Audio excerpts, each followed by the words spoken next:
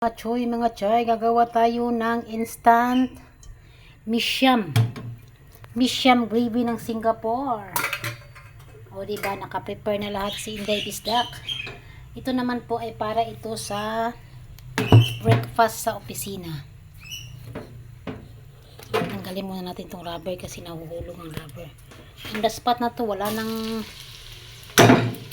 edit-edit to mga choy ah. Oh no, yung favorito kung ano wala dito.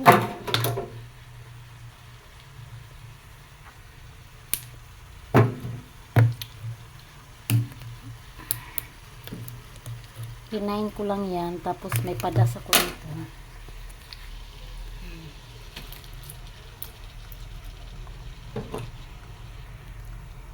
Halo-haloin na lahat yan. OMG, bakit kasi ano?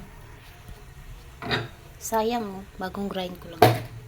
Kailangan ubusin natin to.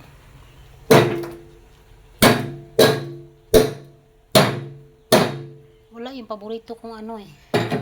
Nandoon sa loob. Ayan.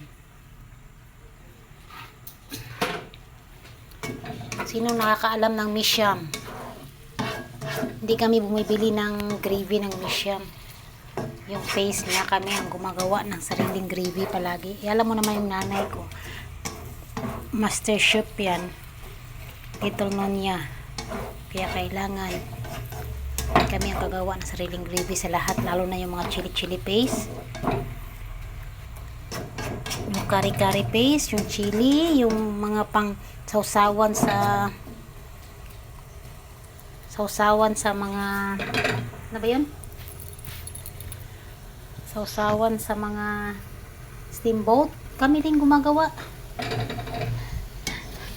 Fresh from the grocery talaga, tapos kami gumagawa ng mga paste, mga sausawan. Ayan, hayaman na natin ito dyan.